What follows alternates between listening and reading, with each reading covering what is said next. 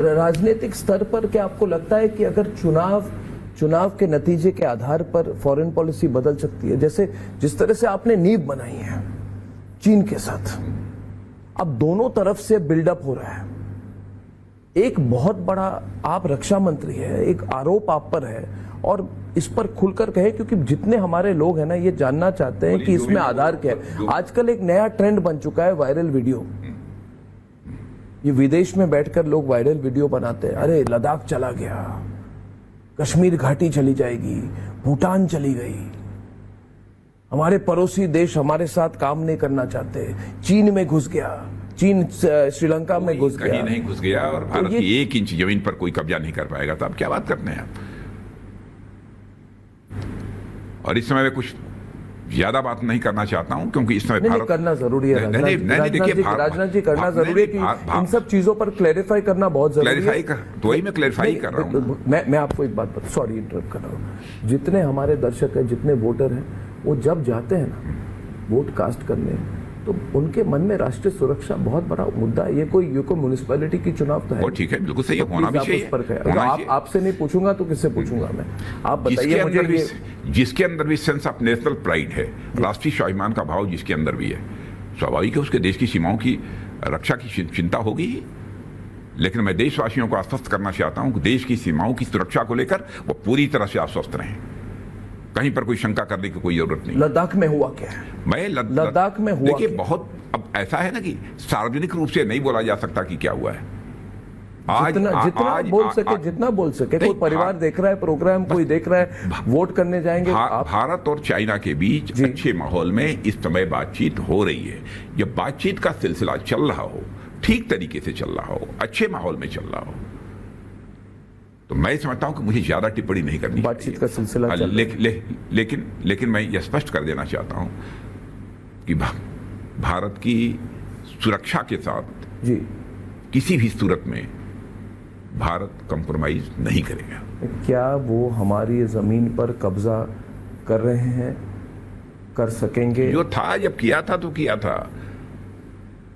कहां की बात कर रहे हैं? बीती बातों की यहां क्यों चर्चा कर रहे हैं? बीती बातों की बात कर रहे हैं। नहीं, जो हवा चल रहा है आजकल, नहीं हवा जो चलाने की कोशिश चल रही है कि लद्दाख के कई पिछली बातों की चर्चा कर रहे होंगे लोग, वही दिमाग में बैठा होगा लोगों को,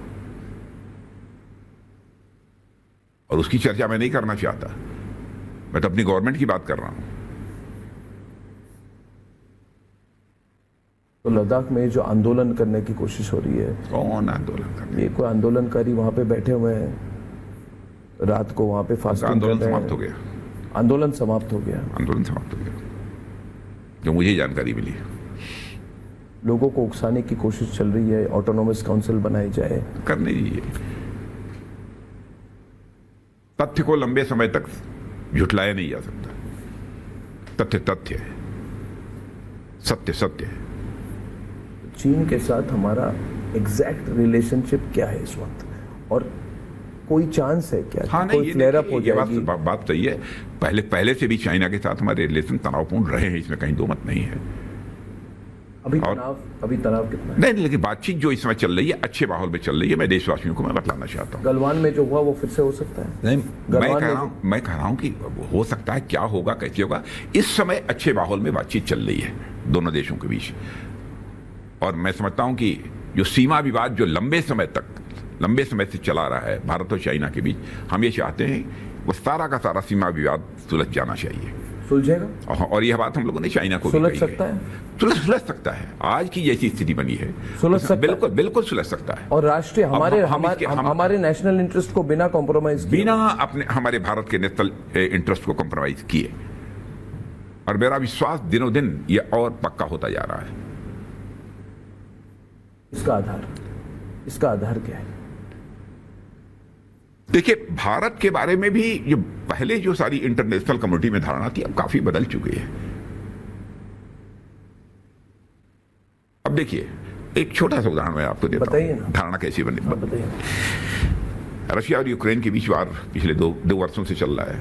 जिस समय रशिया यूक्रेन वार ये प्रारंभ हुआ था, आपको जानकारी है कि हमारे भारत के लगभग हजारों बच्चे वहाँ पर कोई मैनेजमेंट का कोर्स कर रहा था, कोई इंजीनियरिंग का कर रहा था, कोई मेडिकल का कर रहा था। स्वाभाविक है कि दोनों तरफ से मिसाइल, बम, तोप, गोले सब कुछ चल रहे थे। तो उनके जो गार्जियंस थे, माता पिता यहाँ थे, स्वाभाविक चिंतित हुए कहीं क्या हो जाए, कहीं कोई हादसा ना हो जाए हमारे बच्चों के साथ। तो लोगों ने हमारे प्रधानमंत्री जी से आग्रह किया और उन्होंने बहुत ही शालीनता के साथ, विनम्रता के साथ, जैसे एक बात करनी चाहिए कि स्टेट्समैन को, वैसे रूस के राष्ट्रपति से भी बात की और जेलेंस्की, मिस्टर पुतिन से भी बात की और यूक्रेन के राष्ट्रपति मिस्टर जेलेंस्की से भी बात की। तो मिस्टर पुतिन और मिस्टर जेलेंस्की दोनों से बात करने के बाद आपने देखा होगा 4.5 घंटे के लिए वार रुक गई और लगभग 22,000 बच्चे वहाँ से हमारे भारत आ गए। ये है ना भारत का स्टेशन। पहले वाले भारत और आज के भारत में बहुत अंतर हो गया अपना। आप भी मॉस्को गए थे, आप भी मॉस्को में गया। आप पुतिन जी से मिले थे वहाँ? नहीं, पुतिन जी से हमारी भेंट नहीं हो पाई थी। लावरोव जी से मिले? डिप्टी प्राइम मिनिस्टर से भेंट। Deputy prime minister. माहौल क्या था वहाँ पे फिर जब आप गए? बहुत अच्छा भारत। आप भी तो कितनी विदेश यात्रा करते हैं, इतने सार्वजनिक जीवन में आपने कितना कुछ देखा है, तो क्या लग रहा है आपको, फर्क क्या लग रहा है? जो हमें अभी कहा जा रहा है कि अगले 10 साल में हम टॉप 3 इकोनॉमी, 5 साल में top 3 economy, global economy, global leader. हम नहीं कह रहे, ये तो हमारी बहुत सारी जो फाइनेंशियल फर्म्स हैं, इंटरनेशनल फाइनेंशियल फर्म्स हैं, वो दावा कर रही हैं कि इसमें वर्ल्ड में फास्टेस्ट ग्रोइंग इकोनॉमी किसी की है तो भारत की है। और इस पॉसिबिलिटी को बिल्कुल रूल आउट नहीं किया जा सकता कि 2027 आते आते भारत दुनिया की टॉप इकोनॉमी की साइज को लेकर दुनिया की टॉप 3 कंट्रीज में खड़ा हो जाएगा। आपको याद है जब आप पेरिस गए थे शायद, और आपने रफाल को आपका हैंडओवर हुआ था, टीका स्वस्तिक लगाया था, स्वस्तिक बनाया था, स्वस्तिक ओम लिखा था, ओम लिखा था। वहाँ पे इधर की जो लॉबी है, नींबू भी रखा था। बहुत अच्छा किया था, बहुत अच्छा किया था। और इधर की हमारी परंपरा, नहीं आपकी परंपरा तो हमारी परंपरा है, वही तो सनातनी परंपरा है, मगर यहाँ की लॉबी शुरू हो गई थी। ये देखिए कम्युनल पॉलिटिक्स। इसको कम्युनल पॉलिटिक्स नहीं करते। यदि अपने कोई ईश्वर को याद करने के लिए कोई नमाज पढ़ता है तो उस पर मुझे कोई आपत्ति नहीं। कोई मंदिर में बैठकर पूजा करता है उसका भी स्वागत है, जो नमाज पढ़ता है उसका भी स्वागत है, जो सिजदा करता है उसका भी स्वागत है, कोई चर्च में जाता है उसका भी स्वागत है। सभी अपने अपने धर्म का पालन करें, इस पर किसी को कोई आपत्ति नहीं होनी चाहिए। सबका ईश्वर तो एक है। मगर मेरा सवाल कुछ और था। मेरा सवाल था उस लॉबी को लेकर। आपको आपके राजनीतिक करियर को मैं बहुत सालों से, मतलब मुझे मौका मिला है उसको देखने में, आपको फॉलो करने में, मगर मैं आपको लुटियन का नेता नहीं मानता, क्योंकि आपकी सोच वो लुटियन वाली सोच नहीं है। मगर लुटियन की जो एक लॉबी होती है राजनाथ जी, वो तो हर चीज़ को एक दायरे में देखती है ना, है ना।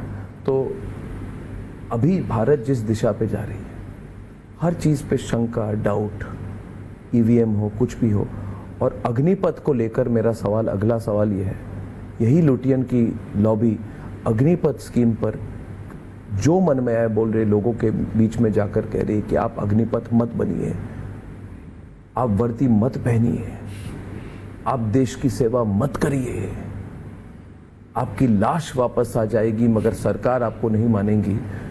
आपने देखा होगा, दुख तो होता होगा आपको, क्योंकि कितनी कोशिश आपने की है। क्या इसका प्रभाव हुआ है हमारे युवकों पर? बिल्कुल नहीं। इसका प्रभाव क्या हुआ है? और इस पर थोड़ा सा आप खुलकर बोले, क्योंकि मैं खुल के बोलना चाहता हूं। इस पर आप जरा डिटेल में बोले कि अग्निपथ स्कीम को लेके सच्चाई क्या है। अग्निपथ के अंतर्गत जब जवानों का सिलेक्शन होना था, बड़ी संख्या में, लाखों लाख की संख्या में नौजवान इसमें भर्ती हुए थे। और मैं समझता हूँ अग्निपथ की हमारी जो योजना है उसको लेकर जो एक गलतफहमी लोगों के अंदर पैदा करने की कुछ लोगों के द्वारा कोशिश की जा रही है। लेकिन मैं उनसे विनम्र अनुरोध करना चाहता हूं कि सुरक्षा से जुड़े हुए सवालों पर राजनीति नहीं की जानी चाहिए। बहुत सारे मुद्दे हैं जिन पर की राजनीति। बिल्कुल, मैं समझता हूं देश का हर व्यक्ति इस बात को स्वीकार करेगा कि हमारे फोर्स में, सीमा की सुरक्षा करने वाले जो लोग, हमारे देश की सुरक्षा करने वाली जो हमारी आर्मी है, उसके अंदर यूथफुलनेस होनी चाहिए। 100% नौजवान लोग होने चाहिए 100%। अब 18 साल का नौजवान जो काम कर लेगा वो 50 और 55 और 60 साल का व्यक्ति हमको कोई कह देगा तो हम वो नहीं कर पाएंगे। आप कर पाएंगे? आप काफी नहीं, कोई नहीं कर पाएगा। मगर तो ये एक तो हमारी फोर्स में यूथफुलनेस आनी चाहिए जी, नए रक्त का प्रवाह बराबर जो है ये बने रहना चाहिए। उस दृष्टि से यह एक नई योजना अग्निवीर की यह लाई गई है। यह वेल कंसीडर्ड है हमारी यह योजना जो लाई गई है। और दूसरी 18 वर्ष की आयु में उनका सिलेक्शन होता है जी, 4 वर्ष तक वो रहेंगे जी। 25% लोग तो परमानेंट हो जाएंगे, तो तय है मैंने आज तक की जो व्यवस्था है। 22 के बाद जब वो निकलेंगे तो उनके पास 4 वर्ष की सेवा का एक अनुभव भी होगा। उनके हाथ में 15.5 लाख 16 लाख रुपए भी होंगे, और साथ ही साथ इंटरमीडिएट की हाई स्कूल पास करके वो आते हैं 18 साल की उम्र में, उनके पास इंटरमीडिएट की सर्टिफिकेट भी होगी। कहीं भी कोई सेवा करना चाहें उनके लिए रिजर्वेशन की हम लोगों ने व्यवस्था कर रखी है। जैसे पैरामिलिट्री फोर्सेज में उनके लिए रिजर्वेशन की व्यवस्था कर दी है, और अन्य प्राइवेट इंडस्ट्रीज ने स्वयं इनिशिएटिव लिया है अपनी तरफ से कि अग्निवीरों को हम अपने यहाँ जॉब में प्रायोरिटी देंगे। और भी हम लोगों की कोशिश है कि अन्य सारे विभागों में, जैसे हमारी ये पब्लिक सेक्टर जो इंटरप्राइजेज हैं, पब्लिक सेक्टर यूनिट, उनको प्रायोरिटी मिलेगी इसमें। हाँ है, कर दिया है, रिजर्वेशन का प्रोविजन कर दिया है। और ये कहीं कोई छूटा होगा तो उसमें भी करेंगे। अगर ये जो विपक्ष है वो कह रही है कि जैसे किसी युवक को आपने 22 साल में आपने उनको मतलब वो सर्विस छोड़ के निकल गए, और उसके बाद 4 साल जिसने हाथ में बंदूक रखी है उसको बहुत डेंजरस होता है, उनको बिल्कुल डेंजरस नहीं होता है। मैं समझता हूँ उसके देशभक्त के ऊपर सवालिया निशान लगा रहे हैं कांग्रेस के लोग, ये ऐसा कह रहे हैं। उसकी इंटीग्रिटी पर क्वेश्चन मार्क लगा रहे हैं, उसकी सत्यनिष्ठा पर, उस नौजवान की सत्यनिष्ठा पर ये लोग प्रश्न चिन्ह लगा रहे हैं। और मैं अपोजिशन के दोस्तों से कहना चाहता हूं, इस प्रकार की नकारात्मक राजनीति से बाज आइए। इसका प्रभाव हुआ है, जितने नंबर आते हैं, जितने नंबर लोग आते हैं भर्ती के लिए, का कम हुए हैं? अरे क्या, बहुत बहुत इतनी, कोई आंकड़े बताएं आप हमें। नहीं, मैंने आप समझिए कि लाखों की संख्या में लोग आए, लाखों की संख्या में आए लोग, कोई कमी नहीं है। और मैं तो बराबर बात करता रहता हूँ, मैंने जो हमारे आर्मी में अग्निवीर हैं, एयरफोर्स में भी हैं और नेवी में भी हैं, लड़के लड़कियां सब सारे वो बेहद खुश हैं और अपने भविष्य को लेकर वह पूरी तरह से आश्वस्त हैं। देखिए, अनावश्यक सुरक्षा से जुड़े मुद्दों को भी एक राजनीतिक लाभ और हानि के नजरिए से यह विपक्ष देख रहा है। मैं विनम्रता से पूर्वक यह सुझाव उनको देना चाहिए, राजनीति करिए तो राजनाथ जी, केवल सरकार बनाने के लिए मत करिए, देश बनाने के लिए राजनीति करिए। राजनाथ जी, आप दिल्ली, बहुत सारे मुद्दे हैं, उन मुद्दों पर राजनीति करिए।